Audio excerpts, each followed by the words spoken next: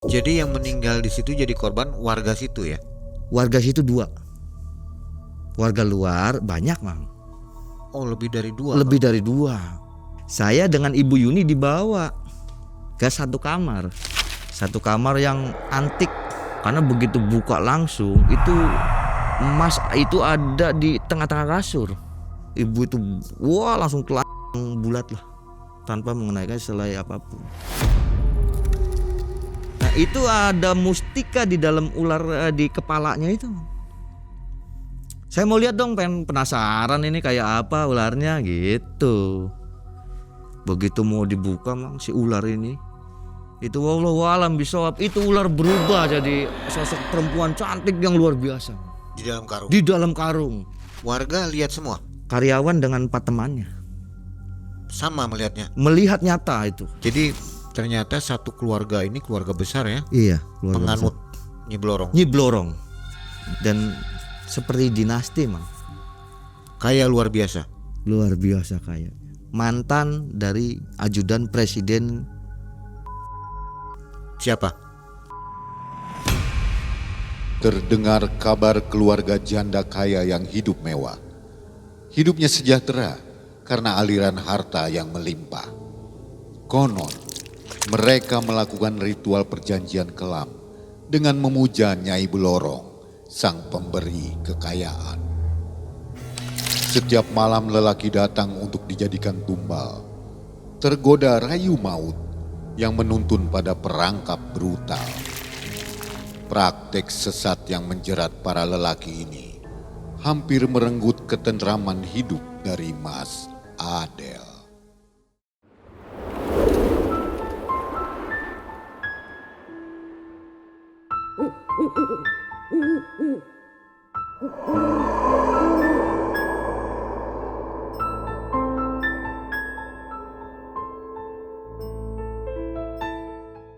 Assalamualaikum warahmatullahi wabarakatuh. Waalaikumsalam warahmatullahi wabarakatuh. Dan halo sobat Malam Mencekam yang ada di rumah, ada di mana aja ya. Mudah-mudahan semua selalu sehat dan kita doakan rezekinya juga melimpah. Amin. Sobat, hari ini sudah kita siapkan dan mau berkisah nih. Pengalaman di tahun 2023 ya. Iya. Masih baru. Baru sekali, Mang. Ini dia Mas Adel. Wah, Siap. namanya keren nih. Mas Adel ini nama samaran saya yakin ya. Iya, Karena harus pakai masker juga kan. betul sekali, Mang. Jadi menutupi identitasnya. Ada yang harus dirahasiakan katanya. Betul. Betul ya, Mas Adel? Betul. Kisahnya ini serem sih Mm-mm. dan menarik. Jadi sampai mau dijadikan tumbal begitu ya. Betul sekali, Mang. Ini jadi mau nolong orang tapi malah mau dijadikan Mau tumbal. dijadikan tumbal. Kira-kira seperti itu ya. Betul kisah. sekali, Mang. Baik Mas Adel, Siap. waktu tahu mau dijadikan tumbal seperti apa perasaannya? Waduh, sangat-sangatlah kacau, Mang. Semua itu rasa badan semua itu, istri pun sama. Takut, mencekam, Gak menduga ya. tidak menduga, Mang. Dan pada akhirnya kita juga seperti sudah berserah lah gitu, Bang. Oke. Udah capek gitu. Jadi penasaran nih Penasaran kisahnya juga. seperti apa. Betul sekali. Dan malam mencekam, Semakin malam semakin mencekam. ini dia Mas Adel.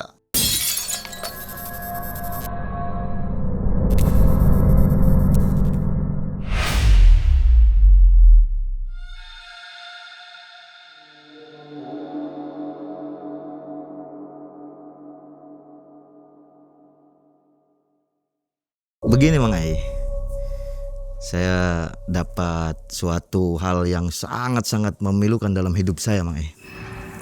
Pada saat itu saya sedang usaha di toko, Mang Ai. Toko saya ini toko listrik, Mang Ai.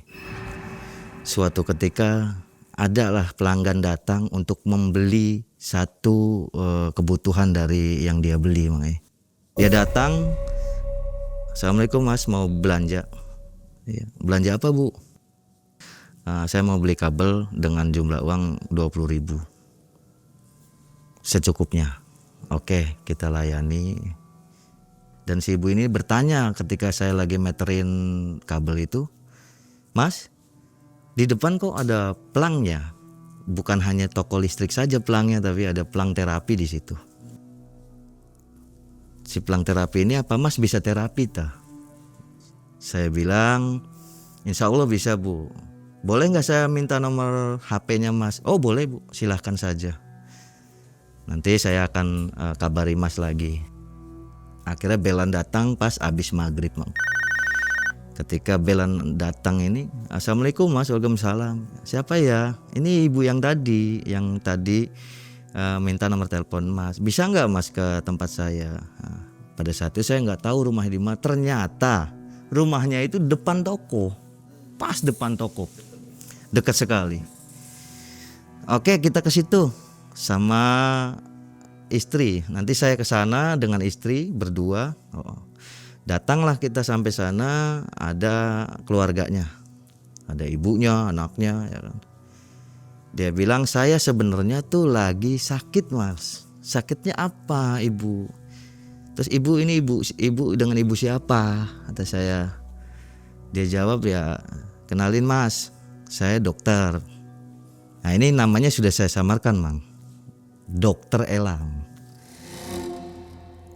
Si dokter Ella ini ngomong bahwa di kemaluan itu selalu mengeluarkan darah dan tidak pernah berhenti mengeluarkan darahnya. Katanya Mas bisa nih nerapi orang atau ngobatin orang, bahasa itunya ya. Saya bilang insya Allah saya mudah-mudahan, coba ya kita lihat. Itu dengan sengaja dokter Ella ini membawa saya ke satu kamar. Nah di kamar itu yang niatnya tadi mau terapi atau kita megang si orang yang sakit ini, ternyata tangannya itu langsung megang tangan saya. Pada saat sudah sampai dalam kamar yang tersendiri, istri saya di luar, itu saya diperlihatkan oleh dokter Ella ini dengan luar biasa sekali. Bodinya itu kalau ibarat seperti gitar Spanyol modelnya.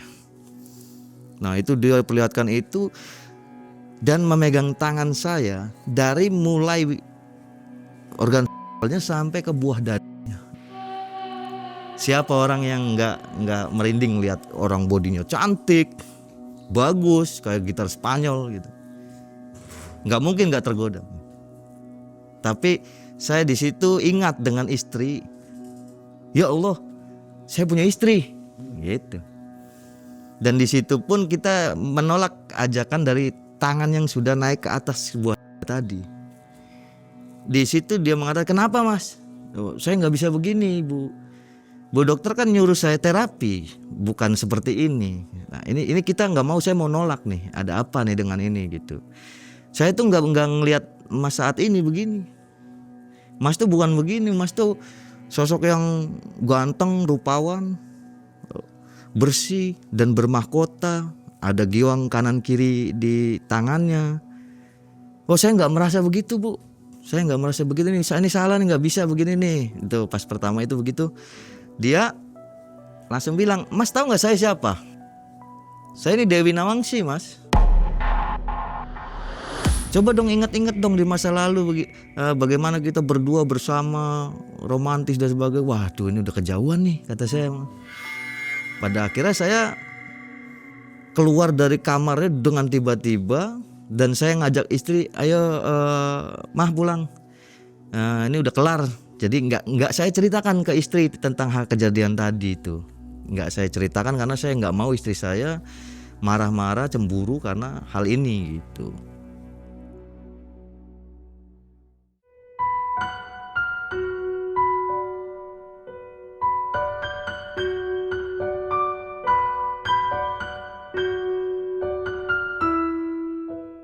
Besoknya itu kita ditelepon lagi, bukan disamperin ke toko, suruh datang ke rumahnya dan ini akan serius untuk menerapi lah. Nah ternyata nggak terduga itu ibu dokter Ella ini nelpon saya pun nggak ada curiga apapun dengan kejadian kemarin. Datanglah saya sama istri lagi. Kedua kalinya. Kedua kalinya di sana kita barulah dikejutkan dengan hadiah-hadiah luar biasa berupa makanan yang sangat-sangat mewah. Saya belum pernah nemuin yang namanya saya makan gurita saus padang itu. Saya juga nggak pernah nemuin makan kepiting yang jadi seafood itu. Mewah pokoknya. Istri juga sama. Waduh, sambutannya luar biasa. Dan di situ bukan keluarganya Ibu Dokter Ella saja. Jadi dari ada 10 keluarganya, yang 6 itu datang ke acara itu. Yang 4 nggak ikut. Yang 6 itu ada di acara itu, kita makan bersama. Terus saya kenalan sama beliau-beliau yang datang itu karena keluarganya Ibu Dokter, ya kan. Kita dikenalkan. Kenalkan Mas, nama saya Dani, ini istri saya. Adiknya Pak Dani, kenalkan Mas, saya Ibu Yuni. Kenalkan Mas, saya Ibu Ipah. Kenalkan Mas, saya Ibu Eti. Kenalkan Mas, saya Ibu Mila. Nah itu kakak beradik dari Pak Dani atau mamang bibinya Dokter Ella, seperti itu. Sudah makan dan minum dan sebagainya, kita ngobrol kan. Dia tanyakanlah sama Pak Dani tadi, Mas dari mana? Saya dari Jawa Barat Pak. Lalu Pak Dani itu bilang, ya tolong Mas nanti sering-sering main dan sebagainya ke sini jadi keluarga kita, ya kan. Neneknya dari Dokter Ella atau ibu dari Pak Dani itu ngomong begini Bang, jangan tinggalkan keluarga saya. Sekalipun kamu jauh, adakan kontak dengan keluarga saya. Jangan tinggalkan keluarga saya, kata-kata itu. Nah, sebentar, kalau suaminya dokter kemana? Janda. Oh janda. Jadi 5 ini janda. Yang Dokter diperkenalkan Ella tadi itu janda, semua. Ibu Yuni janda gitu. Terus Ibu Ipah janda, Ibu Eti janda, Ibu Milah janda. Ketika sudah kelar nih semua, sudah makan dan sebagainya, kenyang, perut kita juga enak ya. Pulangnya kita dibekelin dengan uang lah. Dengan uang jajan lah. Hitung-hitung katanya buat bensin gitu. Pulanglah kita. Setelah pulang, selang 2 hari dari kejadian saya makan enak, Pak Dani ini datanglah ke toko. Kirain saya mau belanja. Tapi dia punya keperluan untuk saya itu. Mas, selain dari terapi, Mas bisa apa aja? Saya bilang ya, saya ini orang awam. Saya orang bodoh yang gak ngerti apa-apa Pak Dani.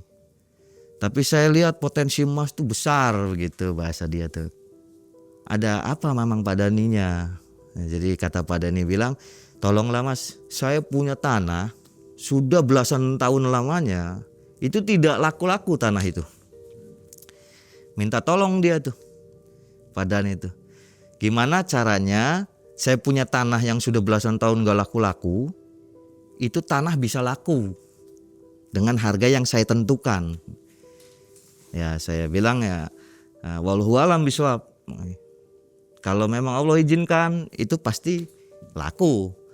Lalu dia yakin, oke. Nah, Pak Dani nanti siapkan ya, seperti saya biasanya kalau untuk hal-hal tanah itu nggak jauh dari ciplukan. Pohon ciplukan. Pohon ciplukan itu untuk syariat atau media si tanah gitu. Kita siapkan dan wallahu alam bisawabnya lagi, gilanya lagi. Dalam 1 hari tanahnya laku. Luas itu ya? Kurang lebih 1.800-an ke atas, nggak nyampe 2.000. Dan lakunya fantastis. Di daerah yang seperti itu sampai 1,6 miliar lebih. Disitulah Pak Dani mulai dekat lah dengan saya tuh. Ketika tanah itu laku dengan uang yang 1, lebih itu, dia datang dengan kegembiraan membawa uang 500 juta. Buat saya tidak menerima, cuman kita nggak mau nerima uang ini karena saya rasa ini kebanyakan sampai 500 juta. Tapi Dia balas dengan ketika uang itu saya kembalikan, dia dibalas sama dia. Seketika dia lihat motor di warung, di toko kita ya, motornya jelek nih. Besoknya itu dibelikan motor.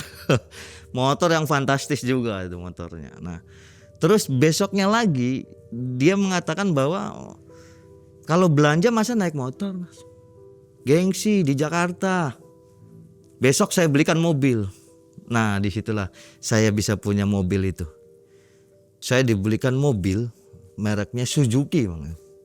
Dan Suzuki-nya itu pas di 2023 baru itu di mobil Tayo atau Carry Tayo. Harganya ya kurang lebih 171 juta cash itu. Nah, setelah mobil itu diberi, udah belanjanya pakai ini aja. Waduh, ini orang kok baik sekali ya, Mah. Iya ya, baru kali ini kita ngedapet sosok seseorang kawan atau orang yang ketemu dan kenal sampai sebaik ini. Ya udah ayo kita juga jadikan saudara lah gitu, kata istri. Nah, di situ datang lagi Pak Dani itu. Datang lagi ketika sudah membeli mobil dengan membawa uang 100 juta. 100 juta depan mata. Nggak boleh ditolak. Kalau ditolak jangan kenal saya lagi. Untuk apa 100 juta? Untuk penambahan modal. Pak Dani itu datang lagi. Datang lagi dengan membawa surat-surat tanah. Tapi di area yang bukan pemukiman warga. Melainkan di perumahan. Dengan luar biasanya perumahan itu kita dibelikan. Dan tiba-tiba saya nggak berpikir bahwa saya hidup di Jakarta punya tanah punya rumah. Disinilah mulai kita sayang sama keluarga mereka nih. Gitu. Sudah rumah kita pindah semua, udah pindah mah kita dapat rumah dan sebagainya. Ternyata rumah yang dibelikan itu berdekatan sekali dengan Pak Dani tadi. Sehari, 2 hari, di 3 hari kita diamin rumah yang kita dibelikan tadi. Itu datanglah dia untuk memberi kabar kepada saya. Bahwa selama hidupnya tidak pernah istrinya ini mendapatkan suatu keturunan. Selama dia menikah. Alasan pertamanya itu. Lalu saya harus bagaimana Pak? Kan saya sudah baik sama emas. Sudah saya belikan motor, mobil, uang, bahkan rumah. Saya mau ngobrol 4 mata, sampean mau nggak? Kencang suaranya. Saya mau ngobrol 4 mata, sampean mau nggak? Gitu. Mulai mendikte ya. Ya kita bilang ya nggak apa-apa Pak. Kalau Pak Dani mau, mangga, saya siap untuk mendengarkan cerita dan keluh kesah Bapak. Karena Bapak saat ini sudah saya anggap saudara saya. Datanglah ke rumahnya. Nyampe rumah, Pak Dani ini ngobrol tentang istrinya.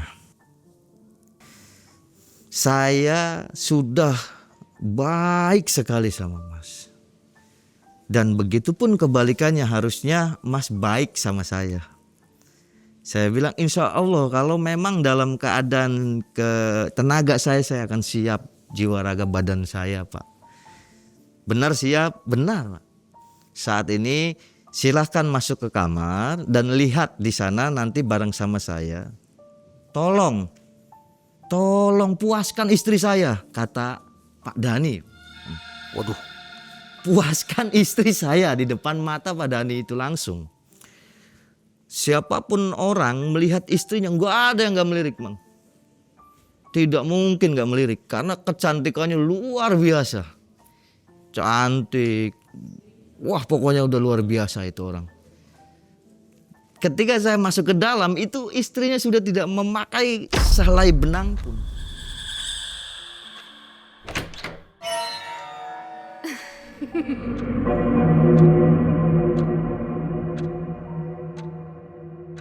Di situ saya langsung mentah-mentah menolak karena dia baik sama saya. Bapak tuh baik sama saya. Kenapa Bapak setega ini? sampai merelakan istrinya untuk saya nggak bisa begini Pak. Saya punya istri di rumah, itu saya langsung kabur itu. Saya kabur keluar dari kamarnya sampai kencang sekali, bubar begitu ya. Di pintunya tuh kita keluar, karena berdekatan istri dengar. Ya ada apa? Nggak ada apa-apa mah. Cuman kaget aja, orang namanya angin kali. Kan tadi dari sana iya, tapi udah kelar. Ngapain ayah? Terapi gitu awalnya. Nah nggak berhenti Bang, nggak berhenti itu.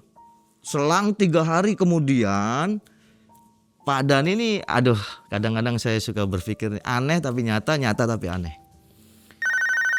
Mas di mana? Di rumah Pak, ada apa ya? Aduh katanya, istri saya kok nggak di rumah Mas, kata gitu. Lah emang istri Bapak kemana Pak? Pokoknya nggak ada di rumah Mas. Bisa nggak tolong bantuin saya cari istri saya, begitu kata Pak Dan ini. Oke lah, karena dia baik, dia tulus sama kita. Kita maulah nganterin dia tuh. Saya antar bareng. Biasanya Pak, si ibu kemana kalau misalnya nggak ada di rumah? Karena dari pagi sampai ketemu maghrib kok nggak pulang. Pokoknya Mas anterin saya ke tempat nongkrongnya istri, kata dia. Oke kita anter ya kan. Wah nggak tahu itu jalan jauh. Nyampe lah saya ke satu tempat, dimana tempat ini di pinggir kali yang sangat besar. Lokasinya itu kalau nggak salah itu namanya lah. Nah itu ada bangunan besar. Dan yang nggak saya duga-duga, saya belum pernah nginjekin yang namanya tempat-tempat yang seperti orang-orang besar itu, orang-orang kaya lah. Kita sampai sana itu, saking anehnya kita pakai sendal jepit, yang lain pakai sepatu bagus-bagus. Karena saking mewahnya tempat itu. Loh, Pak ini kok kita kesini? Ya di sini lah tongkrongannya si ibu, gitu kata dia. Nyampe saya dibawa naik, pertama kali saya 2023 naik lift saya itu baru pertama kali. Saking ininya, saking dusunnya kita. Belum pernah sebelumnya? Belum pernah sama sekali saya naik lift. Jadi nggak pernah ke mall nih? Sama sekali karena emang hidup saya itu di jalanan aja terus gitu di masa lalu itu. Luar biasa. Iya, jadi sampai di situ saya baru pertama kali naik lift itu rasanya ya Allah ngayang gitu. Keluar lift itu ada kamar di situ. Tulisannya itu kamar 313, 313 kamarnya itu.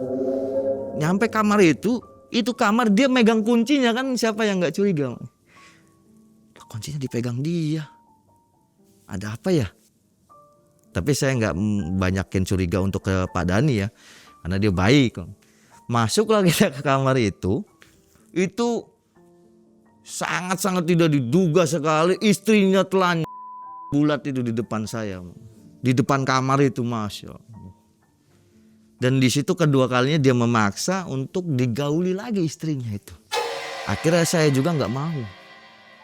Nggak, jangan Pak. Bapak tuh baik Pak. Bapak harusnya punya perasaan sama istrinya.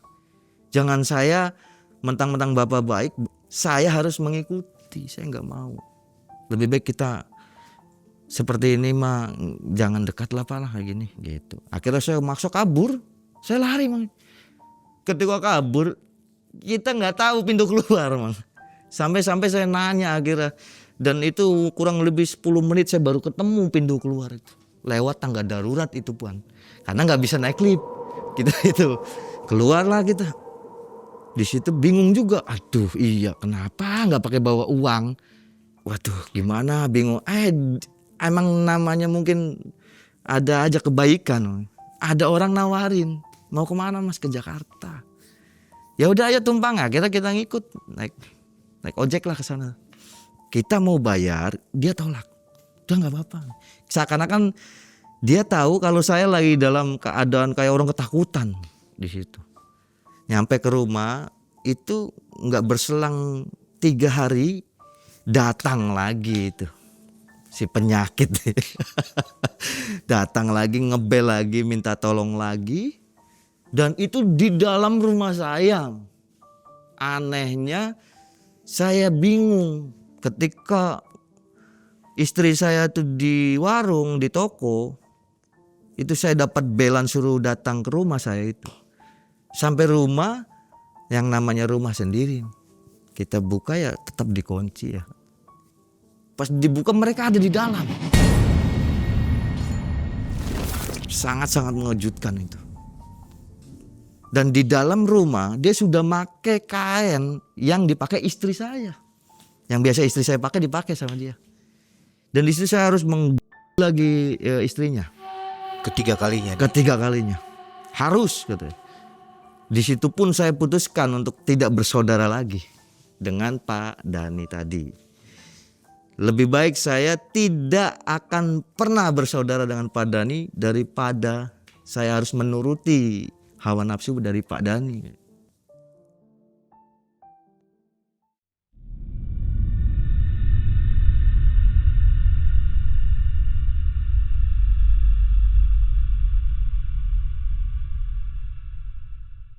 Datang lagi masalah baru dari adiknya.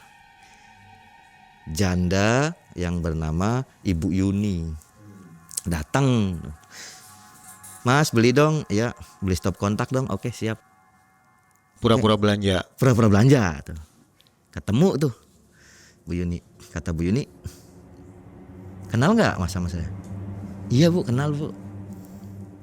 Saya dengar kabar nih, kakak saya katanya jual tanah laku. Mau dong saya Mas. Saya juga punya nih tanah. Ibu tahu dari mana? Ya kan kakak saya cerita. Oh oke deh. Akhirnya gimana caranya? Ya ibu rumahnya di mana yang mau dijual tanahnya? Pada saat itu ada di daerah Jakarta juga. Nyampelah ke lokasi yang ingin dijual. Sampai situ kita juga seperti biasa kita siapkan dengan ciplukan tadi, pohon ciplukan itu. Saya tanemin di situ, itu juga wallahu alam bisa rumahnya laku Mang. 2 miliar harga rumahnya tuh. Saya bilang ini mimpi atau kenyataan, kok bisa sudah 2 kali kita jual laku dalam waktu 1 hari gitu. Janjinya si Ibu Yuni bahwa kalau rumah kejual, isi di dalam rumah ambil buat jenengan katanya. Nah di situ saya dapat motor Matic yang harganya 35 juta ke atas, dan motor Matic Vespa. Dan di situ juga saya dapat perabotan rumah tangga, kulkas dan sebagainya lah. Pokoknya yang ada di dalam rumah itu buat saya, Mang. Sudah tuh kita bawa, kita angkut sampai 3 mobil itu bolak-balik, nggak kelar-kelar, isi dalam kanal mewah sekali. Besoknya dia ngebel lagi, suruh datang ke rumah yang ditinggalin si Ibu Yuni tadi. Nyampe lah saya ke situ. Dan saya biasanya kalau jalan tidak pernah sendirian saya tuh, selalu bawa istri. Nyampe lah ke sana. Nyampe sana istri itu ngobrol sama anaknya. Beliau anaknya Ibu Yuni ya kan, karena suaminya itu meninggal, Ibu Yuni. Istri ngobrol sama anaknya Ibu Yuni. Saya dengan Ibu Yuni dibawa ke satu kamar. Satu kamar yang antik, kamar yang unik, kamar yang luar biasa ke energinya gitu. Dikunci kamar itu, dibuka, begitu dibuka hawanya tuh langsung teng. Waduh. Siapapun orang yang masuk ke kamar itu merinding jadi satu pokoknya, Mang. Masuknya ke situ tuh. Masuk situ dengan nuansa yang hijau banget. Lukisan-lukisan pantai selatan, lukisan-lukisan Sang Prabu, di situ ada semua. Dengan melati-melati yang ada di kasurnya.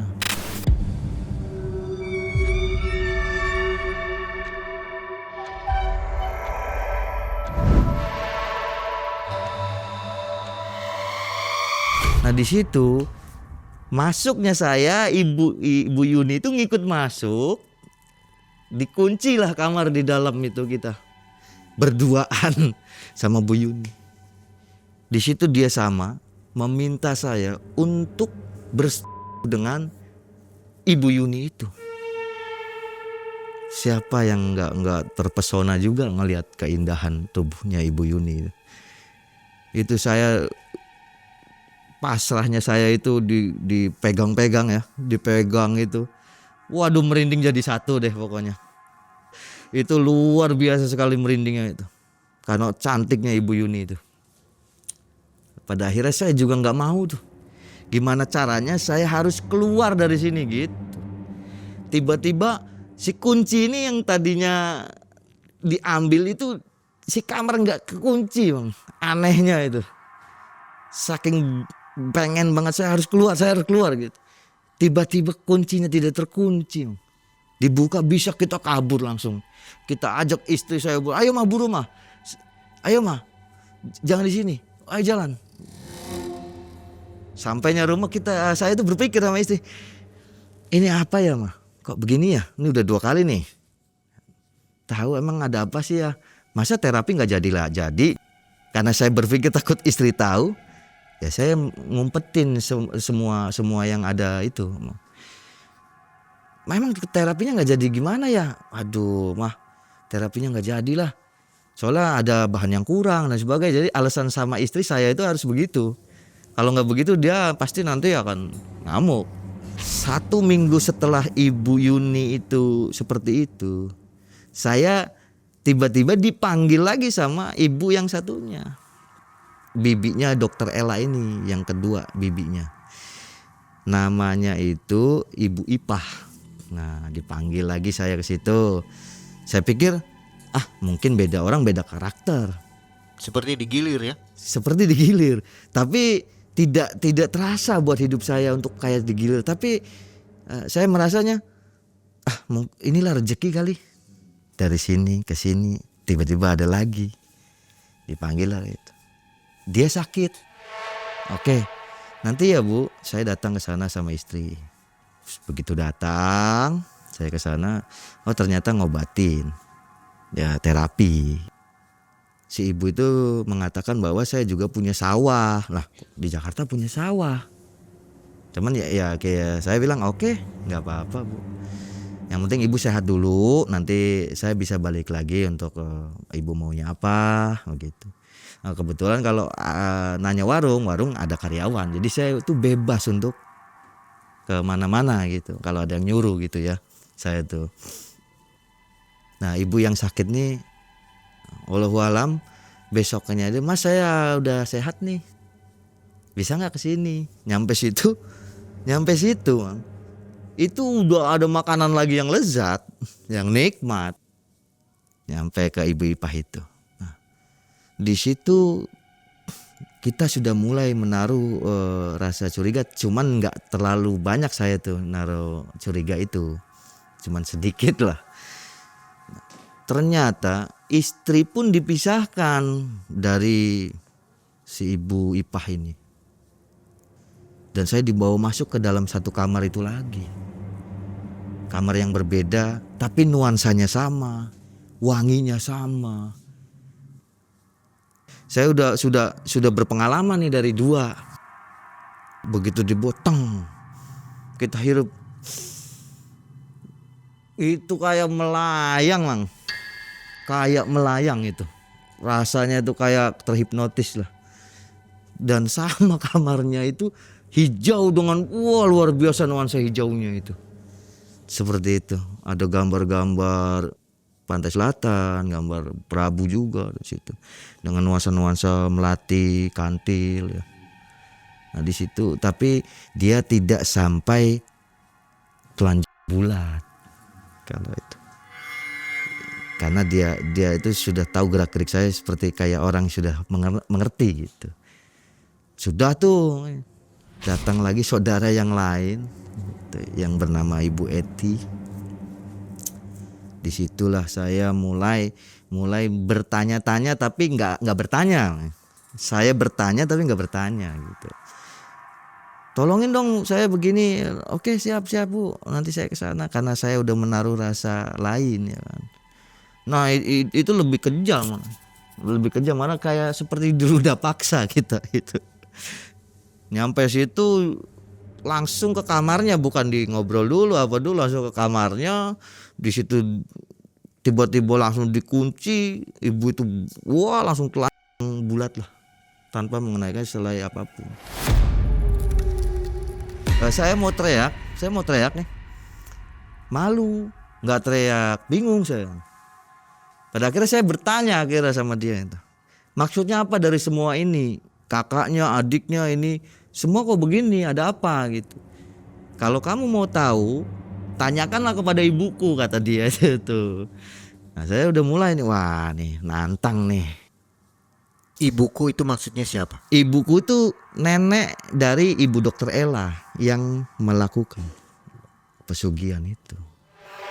Tapi di situ belum tahu ya. Belum, masih dalam kecurigaan nih gitu nih. Saking kepaksa saya nggak bisa keluar dari kamar itu, akhirnya saya beranikan diri untuk dobrak kamarnya.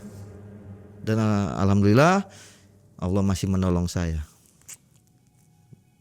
Datang lagi masalah baru yang kita sudah curiga nih, ke ibu yang bernama Ibu Mila. Jadi Ibu Yuni, Ibu Ipa, Ibu Eti, Ibu Mila. Nah, ini sudah mentok nih. Pas udah Ibu Mila nelpon, saya sudah tahu. Bukan berarti saya sudah tahu apa yang terjadi gitu kan. Tapi pasti kejadiannya sama nih, dibawa ke satu kamar yang nuansa hijau dengan melati dan kantil, dengan gambar-gambar Ratu Pantai Selatan ya kan. Ternyata dugaan itu nggak meleset sama sekali. Nyampe lah ke situ. Assalamualaikum, sama istri juga sama. Saya nggak mungkin ninggalin istri saya, karena setiap terapi saya bilang sama istri. Nyampe ke sana tuh ternyata benar juga. Itu sampai dia bilang katanya, kamu tuh harus bercerai sama istrimu. Jangan sama istrimu kamu. Gak pantas kamu sama istrimu sengsara terus kamu itu. Jadi gembel bisa gitu bahasa dia. Saya kepacu adrenalin. Ibu jangan sembarangan gitu. Biar jelek seperti ini istri saya, Bu. Nah istri menangis, tapi dia cuek aja, terus narik, tetap sama dibawa ke satu kamar itu, di kamar yang khusus, di kamar yang berbeda tapi sama kamarnya itu. Ini udah keluar biasa nih kejanggalan nih. Di situ udah mulai curiga saya. Akhirnya gagal juga untuk menguasain tubuh saya nih, karena bagi mereka saya ini sosok yang bukan seperti ini, Bang. Sosok seperti pangeran yang luar biasa lah, yang ada giwang kanan kirinya itu. Bagi mereka itu, saya udah cukup nih. Ini udah mulai kecurigaannya udah mulai datang nih. Besoknya itu saya beranikan ke Dokter Ella ini, saya telepon, Bu ada di mana? Ada di rumah sakit Mas. Ada apa ya, tumben banget udah lama nih katanya, biasanya gak pernah respon gitu kan. Saya bilang ya ini Bu, saya mau ada perlu sedikit nih, boleh gak ya? Oh boleh. Sampai situ saya udah ditungguin, Mang. Ditungguin sama keluarganya. Di keluarganya, tapi neneknya itu ngomong, kamu ikut saya dulu. Kok aneh ya, main ke rumah orang suruh ikut neneknya. Ya saya untuk menambah penasaran saya supaya tahu, akhirnya saya itu ikut neneknya. Sampailah ke dalam kamar yang neneknya itu tentukan. Itu lebih hebat dibanding anak-anaknya kamarnya. Dari 4 anak-anak yang perempuan ini, kamarnya ini lebih hebat gitu. Karena begitu buka langsung itu emas itu ada di tengah-tengah kasur. Emasnya itu di tengah-tengah kasur. Bunder-bunder tuh emasnya tuh, keping-kepingan gitu ya.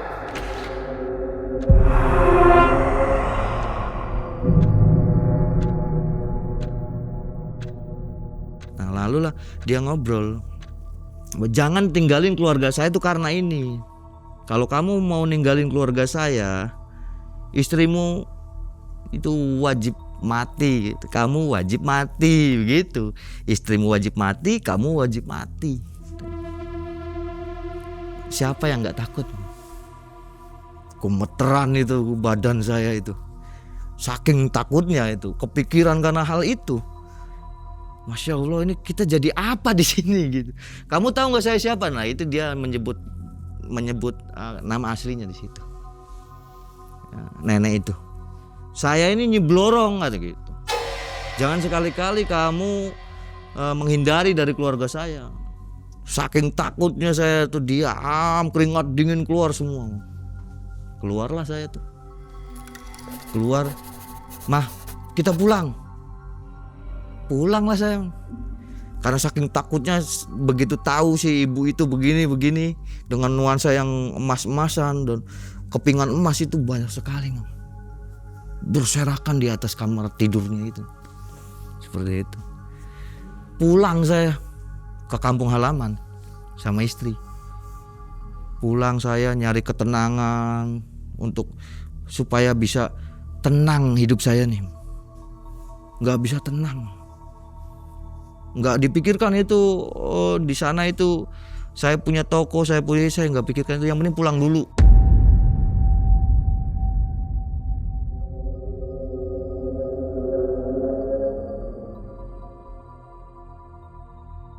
Udah mau akhir-akhir 2023-nya itu udah mulai akhir tuh. Itu karyawan dari toko itu ngebel saya. Mas, di depan toko ada ular 5 meter gitu.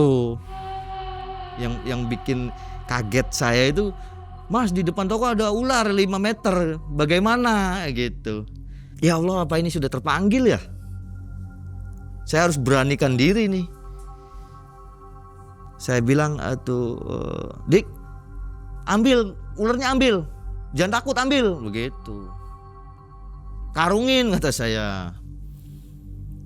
Terus dia matiin HP, mungkin dia ngambil ularnya, dia ngebel lagi. Mas ini digimanain? Saya takut. Jangan takut sama hal seperti itu. Lawan, masukin karung. Sudah. Ada berapa orang di sana? Kurang lebih itu ada 6 orang apa 5 orang gitu ya di toko itu, karena teman-temannya banyak juga karyawan tuh. Saya sama istri beranikan diri untuk pulang lagi ke Jakarta. Malam-malam itu saya beranikan diri pulang sama istri ke Jakarta, naik mobil yang dibelikan oleh Pak Dani. Mobil baru, belum ada 1 tahun kan. Yang bikin heran, di Indramayu itu daerah Losarang, mobil itu mati Mang. Mobil mati total. Saya kebingungan itu di situ. Kenapa sih mobil baru bisa mati total lagi? Nggak ada angin, nggak ada hujan pada saat itu tuh. Kurang lebih jam-jam 1-an lah, karena saya nyampe Jakarta tuh jam 3 itu. Sekitar setengah 3, jam 3 udah sampai Jakarta itu. Nah di Indramayu itu mati mobil. Di situ dilala, alhamdulillah kita nemuin pelang montir-montir yang siap datang, montir yang siap datang gitu.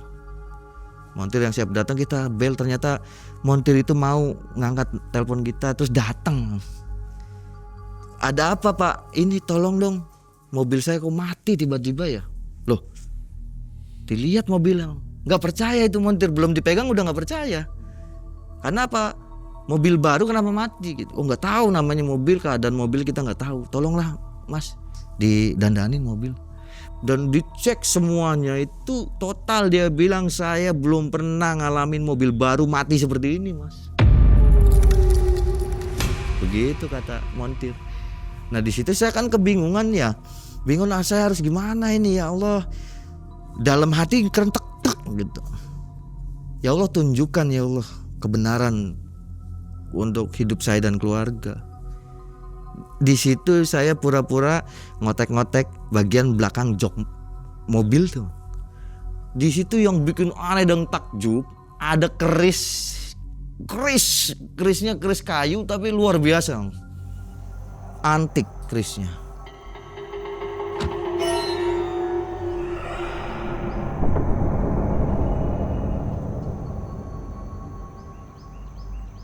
Nah, kebetulan saya boleh perlihatkan, Mang. Ada ya? Ada. Ini boleh kita tayangkan. Boleh, Mang. Iya. Oke. Jadi ini Ketemu di mobil ya? ketemu di belakang jok mobil, Mang. Ah, ini kerisnya. Mungil ya? Mungil, ya. Keris ini. Apa ini kegunaannya, fungsinya? Nah, ini dia. Ketika kita di belakang jok mobil ini kita temuin ini keris, dan seketika itu montir ngetes, nyoba mobil dinyalakan, mobilnya nyala, Mang. Ini bisa dibuka? Ini tidak. Jadi dia sudah permanen seperti ini, Mang. Oh, Permanen. Jadi keris bentuk kayu. keris ya? Iya, keris bentuk keris tapi dari kayu. nggak ada besinya. Nggak ada besinya. Tuh, sampailah nyala mobil karena saya buru-buru untuk jalan ke Jakarta untuk melihat apa yang terjadi di toko saya. Itu sampai jalan ke Cikampek, Mang, dihujanin, Mang, deras banget. Hujan deras banget sampai mobil nggak kelihatan jalanan. Itu. Tapi saking nekatnya kita pengen tahu apa sih kebenaran sebenarnya nih. Sampai seperti ini nih. Sampai kayak merasa takut, merinding jadi satu sama istri kan. Akhirnya datang saya, Mang, sampai ke Jakarta, Mang. Kurang lebih jam 2:30 lah. Dan di situ ada karyawan saya juga. Mobil nyampe, kita parkir, masuk ke area toko. Saya bilang, "Di mana itu ular?" "Itu, Bang, ada di belakang." "Kok rame banget, ada apa?" "Orang ular gede banget, Bang, 5 meter. Nyebrang jalan tuh ya sesuai sama jalan, Bang. Jenis apa ularnya? Kayak model piton sanca, piton batik. Nah, itu ada mustika di dalam ular, di kepalanya itu. Saya mau lihat dong, pengen penasaran ini kayak apa ularnya gitu. Begitu mau dibuka, Mang, si ular ini, itu wallahu alam bisawab, itu ular berubah jadi sosok perempuan cantik yang luar biasa. Di dalam karung? Di dalam karung. Karena takutnya saya ngelihat perempuan itu, begitu dibuka karung itu saya tutup lagi, Mang. Saking takutnya itu, Masya Allah tuh.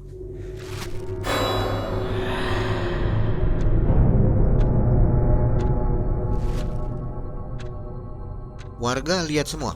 Karyawan dengan 4 temannya Sama melihatnya? melihat nyata itu, dan saksi hidupnya masih hidup sama Manusia saudara. juga? Masih manusia juga. Yang dilihat itu manusia juga? Yang dilihat manusia juga, manusia yang cantik, bergaun hijau, terus bermahkota.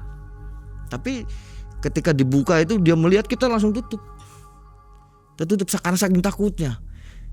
Kita tutup, ya berubah lagi, Mang. Jadi ular itu. Saya ini orang yang penasaran, penuh penasaran, tapi saya akan terus cari dan gali saya ini. Begitu kita tutup, jadi ular lagi dan bermahkota atasnya. Daripada kita jadi obrolan warga-warga kan sama anak-anak buah tuh, anak buah saya tuh ngomong sama saya tuh, aturan jangan deket sama keluarga itu, katanya. Saya mau ngomong nggak berani, katanya, Kang, katanya. Loh, kok nggak ngomong sama saya? Saya nggak berani ngomongnya. Emang coba ceritain gitu saya sama anak buah tuh. Kata saya tuh, coba ceritain. Kata dia, sebenarnya mah sudah lebih dari 2 orang kawan saya meninggal gara-gara keluarga itu.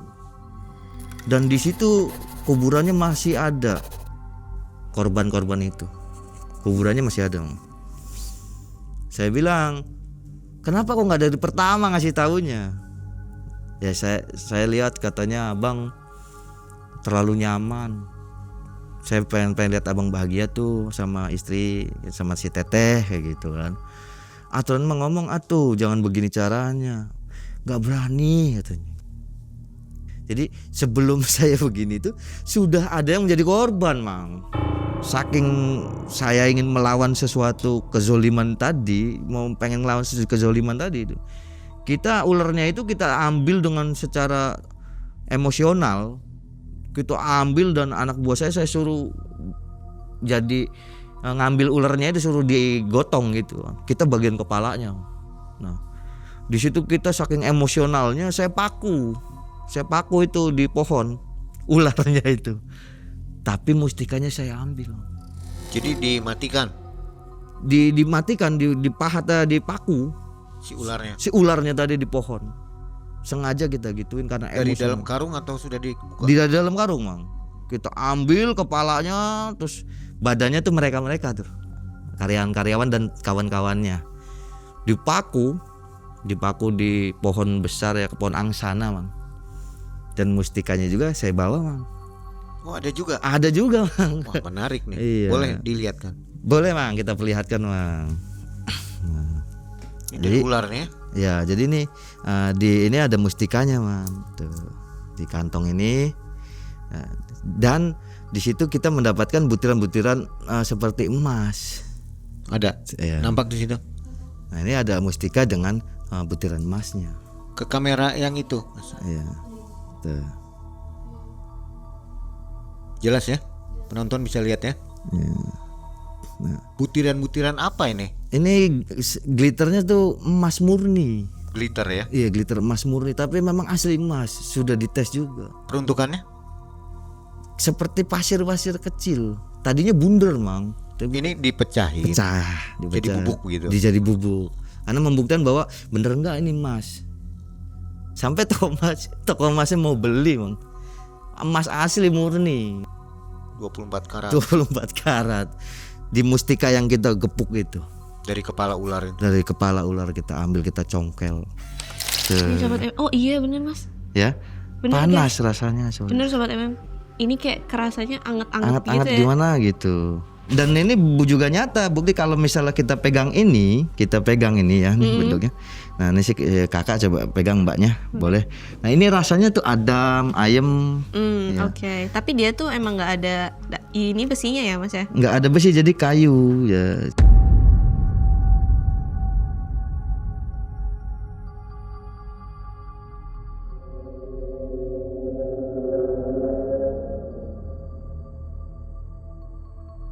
Selang 1 bulan, si nenek yang mengatakan istri saya harus ninggalin saya, harus meninggal, saya harus menjadi korban juga kalau nggak mau nurutin keluarganya, meninggal, Mang. Nenek itu meninggal. Tragis, Mang. Dengan kepala yang mengeluarkan darah terus-menerus, seperti ular yang kita paku di atas pohon itu. Setelah itu gegerlah orang, geger. Yang tadinya keluarga nggak berani dideketin orang, wah nggak ada yang berani, Mang, karena kaya sekali. Luas tanahnya itu 650 hektar, Mang. Luas tanahnya itu, saking kayanya. Kalau mau bahagia turutin keluarga saya, itu perkataan si nenek yang nyupang itu, Mang. Nyupang nyeblorong itu. Jadi yang meninggal di situ jadi korban warga situ ya? Warga situ 2. Warga luar banyak, Mang. Oh lebih dari 2. Lebih dari 2. Nah saya ini ya mungkin salah satu dari antara mereka, cuman alhamdulillah Allah itu ngelindungin. Wallahu alam bisawab. Kita dilindungi keluarga kita. Setelah meninggal dan sebagainya itu, Pak Dani nelpon lagi. Seperti itu.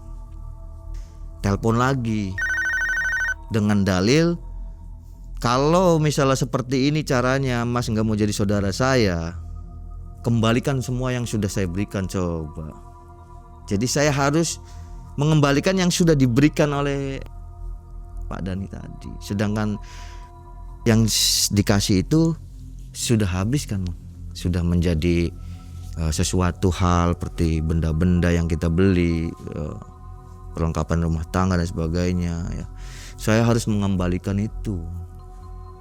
Karena dengan catatan tidak mau mempersetubuhi istrinya, juga sampai kejadian tahu bahwa ibunya itu adalah sosok nyeblorong, dan juga kita divonis begitu. Karena seperti itu dia minta dibalikin semua yang sudah diberikan. Keluarga mereka tahu kalau Mas Adel Iya. yang maku itu. Yang tahu ya Pak Dani. Pak Dani tahu. Iya tahu, Pak Dani tahu. Jadi dianggap Dianggap pembunuh orang tuanya. Dari pembunuh orang tuanya karena tidak mau menggauli istrinya, jadi saya dijatuhkan untuk mengganti semua yang sudah diberikan. Bingung lagi kan. Sudah pulang dari kampung udah tenang ya kan. Nyampe situ begitu lagi. Dan pada akhirnya saya sama istri memutuskan bahwa ya sudahlah, seperti ini caranya, kita harus mengembalikan yang sudah diberikan. Saya akan terus terang sama kamu, gitu, sama istri. Saya ceritakan dari awal, ketemu sama ini bukan terapi, ketemu sama ini bukan terapi. Dan istri saya menangis dengan kaget bahwa ternyata ayah ingin dijadikan suatu tumbal di mana mama nggak tahu.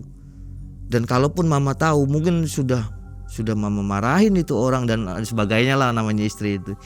Saya tanya sama istri, apa mama masih mau dengan ayah untuk bersama? Dia bilang ya karena saya juga korban, dia masih mau. Kita masih harmonis. Tapi saya berusaha berdua untuk bisa bagaimana caranya mengembalikan itu aset-aset itu. Dengan cara saya tidak mau ada di sana lagi. Jadi warung, mobil, rumah, motor itu saya kasih ke karyawan. Mobil, motor, rumah, usaha itu saya kasih ke yang karyawan. ada di Jakarta. Iya. Saya nggak mau menikmati dari apa yang sudah mereka berikan. Tapi saya juga tidak akan pernah lupa untuk membayar ketika dikasih rizki sama Allah Ta'ala. Seperti itu. Jadi pengembalian ke Pak Dani seperti apa prosesnya? Prosesnya itu dia mau uang yang utuh.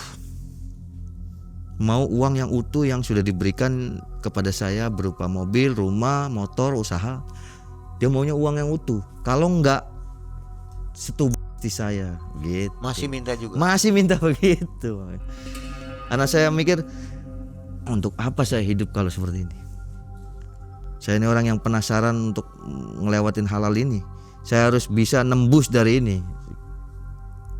Saya mohon ampun sama Allah Ta'ala supaya diberikan jalan kebaikan, supaya bisa ngembaliin yang sudah diberikan oleh Pak Dani tadi. Bisa? Ya alhamdulillah. Dengan kerja keras kita, terapi juga, tapi tidak pernah menemukan hal itu lagi. Hal-hal yang seperti keluarga mereka itu. Ini sudah kembali ke kampung ya? Kampung gitu. Dan sampai saat ini masih diteror dengan WA, SMS gitu. Karena belum selesai utangnya. Karena belum selesai. Dianggap utang. Iya, dianggap utang. Dan kalau misalnya mau istrinya ya sudah lunas. Hanya itu yang dia mau. Tapi saya ada keyakinan kalau saya turutin, waduh, kaya sih mungkin nasib saya juga seperti kawan-kawan yang jadi korbannya. Itu kalau sudah di stop kemungkinan meninggal ya? Kemungkinan meninggal. Tapi kita disenangkan dulu karena yang saya rasakan itu. Setelah disenangkan, ternyata ujung-ujungnya kita ingin jadi korban. Lalu terhadap kehidupan seperti apa Mas Adel? Ya yang saat ini kita alami ya masih deg-degan, masih takut, masih merinding, masih suka kebayang-bayang. Tidak ada teror dari teror goib banyak sekali. Teror goib. Teror goib banyak sekali. Setelah ibunya meninggal itu, si nenek itu meninggal, itu teror gaib setelah saya pulang. Ya seperti tadi bilang, perasaannya bagaimana? Saya itu datang tiba-tiba begitu sering. Serangan itu. Istri tiba-tiba perutnya gede, tapi alhamdulillah langsung kempes lagi. Diobati. Karena Mas Adel bisa-bisa juga ya? Ya Allah alam bisa Bang. Karena sebisanya kita. kita rawat dia, kadang bawa ke orang tua ya kan. Tapi saya sering banget ngerasain bahwa di area rumah saya yang saat ini saya tinggal itu kayak ada pelindung. Setiap ada yang datang, duar, itu kayak mental ke arah kidul. Apa dari barang ini? Wallahu alam, tapi kita sering lihatnya tuh kayak bentuk api yang nembak rumah gitu. Duar, kencang sekali Mang. Terus dia hilang. Nanti lari istri misalnya pulang kelar dari kamar mandi, sering begitu. Kepleset tiba-tiba, yang bikin aneh yang pas perutnya besar itu. Tuh aneh sekali. Lalu fungsi benda-benda ini apa Nah, yang dirasakan? kalau benda ini ada dua nih kan, benda yang satu mustikanya, yang satu keris kayunya. Nah kalau keris kayu yang saya rasa setiap membawa keris kayu ini itu bawa perasaan kayak adem tentram. Tapi kalau bawa yang satunya itu berangsang panas Mang. Jadi kayak dua berlawanan. Nah saya mau mengembalikan tuh takut Mang. Saya nggak berani untuk ke sana. Yang si mustika ini tuh, mustika ular itu. Mengembalikan kemana? Ke keluarganya tuh, atau ke tempat ular itu dipaku, itu saya nggak berani. Saya nggak didokumentasi ya ular itu dipoto atau. Nah kalau iya itu sayang. Cuman saksi mata masih kita bisa hadirkan, bisa saya yakin mereka masih mau. Nggak ada satupun foto. Tidak ada. Pada saat itu karena tegang, jadi kelima teman-teman anak buah atau 4 orang kalau nggak salah ya, sama anak buah saya ini jadi 5 lah. Itu saking takutnya, jadi mereka nggak berpikir untuk ada video Dokumentasi ya. Tidak ada. Cuman pas video callan ular lewat ya, video callan ular lewat tuh Cuman nggak terekam ya. nggak terekam. Karena saya saking ininya ya, saking ingin tahunya gitu. Oke, Benar-benar jadi gitu. ke pencarian nafkah atau rezeki lah begitu. Iya. Ada pengaruh nggak setelah kejadian ini? Setelah kejadian ada pengaruhnya. Kita dibikin melilit, sulit, hancur dalam kehidupannya. Karena saya lepas semua kan, usaha mobil, motor, rumah itu tanpa dijual lagi. Jadi kita sama istri berdua nih ngadepin kehidupan baru yang saat ini di kampung ini malah awalnya tuh Mulai dari nol. nol sama sekali. Sampai sekarang sudah membaik. Alhamdulillah membaik. Alhamdulillah sekarang udah bisa ada sedikit banyak rezeki yang datang. Tadinya sampai tidak makan kita. Saya ini nggak makan sama istri.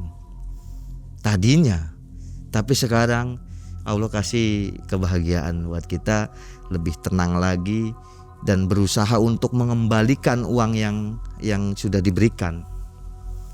Harapan saya sama istri kepada Tuhan itu, ya Allah, saya ingin mengembalikan semuanya. Saya akan berusaha sekuat tenaga saya demi anak dan istri saya. Jangan sampai menjadi korban-korban berikutnya. Karena ini masih berdampak dan masih terus menyatu. Masih terus teror sampai saat ini. Sampai menunggu pelunasan mungkin. Sampai menunggu pelunasan mungkin. Atau mempersetujui istrinya. Menurut Masih saya ya seperti itu. sampai dengan hari ini. Sampai hari ini Dia masih punya kontaknya. masih. Dan saya berprinsip bahwa orang yang saya kenal tidak akan saya blokir. Walaupun sudah mengecewakan, walaupun sudah bikin resah, saya nggak akan blokir. Jadi ternyata satu keluarga ini keluarga besar ya. Iya, keluarga Penganut besar. Nyi Blorong. Nyi Blorong. Dan seperti dinasti Mang. Kayak luar biasa. Luar biasa kaya. Ada yang ke panggung politik nggak? Nggak ada. Nggak ada ke Nggak ada. politik. Kalau ke politik nggak ada. Cuman beliau mantan dari ajudan presiden. Siapa? Maksudnya yang menjadi ajudannya siapa? Padani. Padani ini. Iya. Dulunya. Seperti itu. Masih hidup ya? Masih hidup Mang. Masih. Oke. Luar biasa sekali. Mas Adel masih punya kisah-kisah lain nggak yang menarik dalam kehidupan? Kisah-kisah mistis. Banyak Mang. Banyak ya? Banyak Mang. Banyak. Kenapa bisa banyak? Karena umur saya ini udah 51. Memang senang dengan dunia Dari mistis. umur 8 tahun saya sudah berjalan kaki dari Sangyang Sira ujung Kulon sampai ke Banyuwangi Ketapang. Saya jalan kaki. 28 tahun. Luar biasa. Nah sobat, kalau sobat suka dengan kisah pengalaman yang mau dikisahkan oleh Mas Adel, silahkan komentar di bawah ya. Nanti Mas Adel kita tampilkan kembali. Pertemuan Mas Adel dengan keluarga kaya itu awalnya terasa seperti anugerah yang jatuh tanpa diminta. Rumah, mobil, dan modal besar datang begitu saja. Namun, kebaikan berubah wujud saat permintaan yang tak pantas dilontarkan. Dan Mas Adel memilih untuk lari dari permintaan yang tak masuk akal itu. Dan ketika dalam pelariannya, ular raksasa tiba-tiba muncul di tokonya, seperti jejak yang tak mau pergi. Dan saat mustika itu dicabut, Nyai Blorong pun ikut tumbang. Info untuk sobat semua yang belum mencet tombol gabung dan belum masuk ke member area, silakan jalan-jalan di situ untuk nonton kisah-kisah yang tidak ada di video reguler ya. Karena di sana ada kisah mistis yang tidak bisa ditampilkan di sini. Oke, mudah-mudahan sobat suka dengan fitur tambahan dari Malam Cekam.